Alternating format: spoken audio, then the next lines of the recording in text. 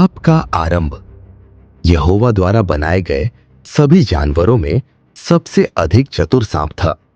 वह स्त्री को धोखा देना चाहता था। सांप ने कहा, हे स्त्री, क्या परमेश्वर ने सचमुच तुमसे कहा है कि तुम बाग के किसी पेड़ से फल ना खाना? स्त्री ने कहा, नहीं, परमेश्वर ने यह नहीं कहा।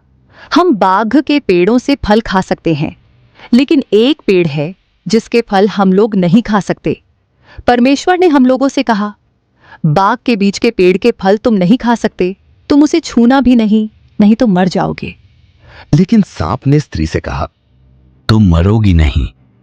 परमेश्वर जानता है कि यदि तुम लोग उस पेड़ से फल खाओगे तो अच्छे और बुरे के बारे में जान जाओगे, और तब तुम परमेश्वर के समान हो जाओगे। स्त्री ने देखा कि पेड़ सुंदर है। उसने देखा कि फल खाने के लिए अच्छा है और पेड़ उसे बुद्धिमान बनाएगा। तब स्त्री ने पेड़ से फल लिया और उसे खाया। उसका पति भी उसके साथ था, इसलिए उसने कुछ फल उसे दिया और उसने उसे खाया। तब पुरुष और स्त्री दोनों बदल गए।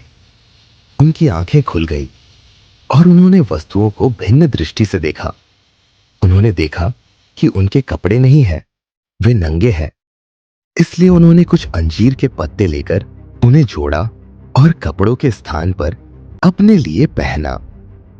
तब पुरुष और स्त्री ने दिन के ठंडे समय में यहोवा परमेश्वर के आने की आवाज बाग में सुनी। वे बाग में पेड़ों के बीच में छिप गए। यहोवा परमेश्वर ने पुकार कर पुरुष से पूछा, तुम कहां हो? पुरुष ने कहा, मैंने बाग में तेरे आने की आवाज सुनी और मैं डर गया। मैं नंगा था, इसलिए छिप गया। यहोवा परमेश्वर ने पुरुष से पूछा, तुम्हें किसने बताया कि तुम नंगे हो? तुम किस कारण से शर्माए? क्या तुमने उस विशेष पेड़ का फल खाया जिसे मैंने तुम्हें न खाने की आज्ञा दी थी? पुरुष ने कहा, तूने जो स्त्री मेरे लिए बनाई, उसने उस पेड़ से मुझे फल दिया और मैंने उसे खाया। तब यहोवा परमेश्वर ने स्त्री से कहा, यह तूने क्या किया? स्त्री ने कहा, सांप ने मुझे धोखा दिया।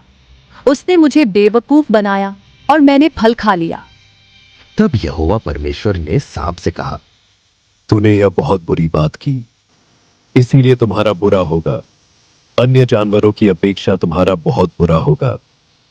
तुम अपने पेट के बल रेंगने को मजबूर होगे और धूल चाटने को विवश होगा जीवन के सभी दिनों में। मैं तुम्हें और स्त्री को एक दूसरे का दुश्मन बनाऊंगा। तुम्हारे बच्चे और इसके बच्चे आपस में दुश्मन होंगे। तुम इसके बच्चे के पैर में डसोगे और वह तुम्हारा सिर कुचल देगी। तब यहोवा परमेश्वर ने स्त्री से कहा, मैं तेरी गर्भावस्था में तुझे बहुत दुखी करूंगा, और जब तू बच्चा जनेगी तब तुझे बहुत पीड़ा होगी। तेरी चाहत तेरे पति के लिए होगी, किंतु वह तुझ पर प्रभुता करेगा। तब यहोवा परमेश्वर ने मनुष्य से कहा, मैंने आज्ञा दी थी कि तुम विशेष पेड़ का फल न खाना, किंतु तुमने अपनी पत्नी की बातें सुनी और तुमने उस पेड़ का फल खाया। इसलिए मैं तुम्हारे कारण इस भूमि को शाप देता हूं।